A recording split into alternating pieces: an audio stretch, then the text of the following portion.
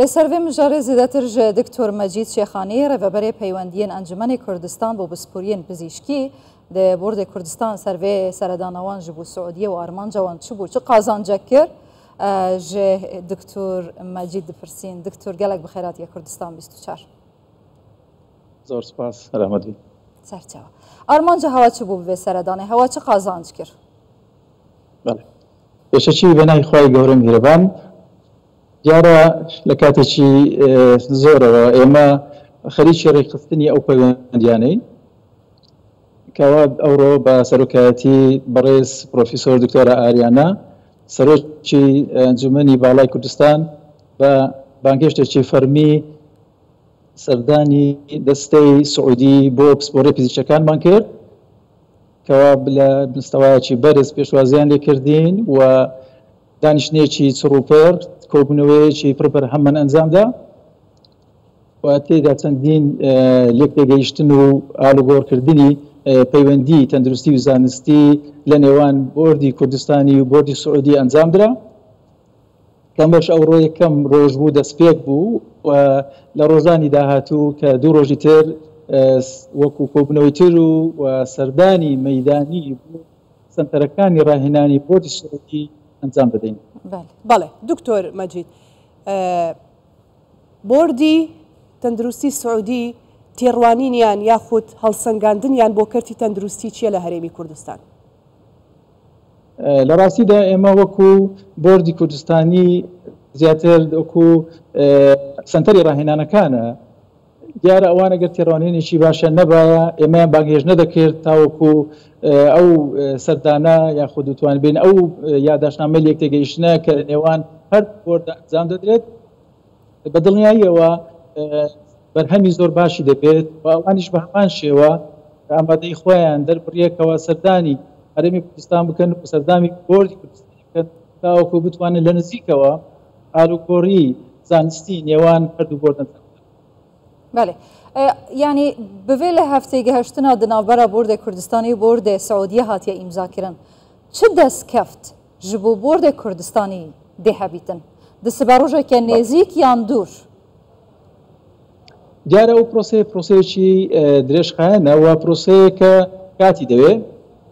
لەبەرەوەی پسپۆرەکان ئەمەچەندی پسپۆری وردمان هەیە لەوانە پێویستمان بە سنتەری ڕاهێنان هەیە کەەوە کاندیدانی بۆردی کوردستانی پێویستیان بۆ یەکەوە لە دەرەوە زانیاری زیاتر وەربگرێت و ئێمە ئەو پرۆسەیەکی بە بەردەوام دادەنێن و ئینشاڵڵا لە کاتێکی نزیکدا دەرەنجامی باشی دەبێت. بەڵێ دکتۆر باست کرد کە ئەمڕۆ یەکەم ڕۆژ و دەستپێکی ئەم لێک تێگەشتن و کۆبوونەوەتانە چەند ڕۆژێکی دیکەش لەوێ منەوە دەکرێت پلانەکانمان پێ بڵێ بزانین ئەو ڕۆژانی دیکە سەرقاڵی چی دەبن چ پلانێکی ترتان هەیە دەتانەوێت زیاتر لە چ بوارێکە یاخود چ پسپۆریەکە ترینین بکەن یاخود زانیاری زیاترتان هەبێت. بەڵێ بەڵێ ئەوەی کە ئێستا ئەو ڕۆکە باسمان لێوە بکێت دانیشتێکی تێر و تەسەل بوو لە ڕوویکەوە لە دوو ڕۆژی داهاتوو بە شێوازێکی پراکتیکی سەردانی سنتەرەکانی ڕاهێنانیان دەکەین دیارە سعودیە دەوڵەمەندە لە ڕووی سنتەرەکانیانەوە نزیکەی 215 پسپۆری وردیان هەیە و نزیکەی 256 سنتەری ڕاهێنانیان هەیە و سنتەری ڕاهێنانیان لە دەرەوەی سعودیاش هەیە لە وڵاتی قەتەرە لە وڵاتی ئیماراتە و بە هەمان شێوە ئێمە بیر لەوە دەکەینەوە کە بتوانن ئەو هەماهەنگیە بگوازرێتەوە بۆ هەرێمی کوردستان بۆ ئەوەی لە نزیکەوە ئێمە بتوانین ئیستیفادە لە خیبرە و بەرنامجەکانی وانیش بکەین. باشە بۆردە کوردستانی چەند ئەندام هەنا لە کوردستانی پێویستی بچەند سنتەران هەیە بۆ پێشکەتنە وارین جودایەن دوێ سەکتورێدا ئایا ئەوە هەماهەنگی لە چارچوبەیە vێڕێکەفتنە هەوە ئیمزاکری یا داشتا ئیمزاکری سعودیە ئامادەیە بۆ vekirina سنتەرên ڕاهێنانê بۆ بۆردە کوردستانی چل نافخۆ چل دەربە. زانستی پزیشکی زانستێکی بەردەوام لە پێشکەوتندایە و بەردەوام پسپۆری نوێ دەکرێتەوە ئەوانەی کە ئێستا کە دەیبینین ئێمە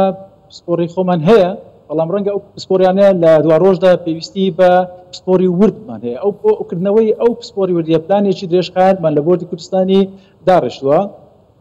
و ڕەنگە پێویستمان بە وڵاتانی تریش دەبێت تاوەکو بتوانین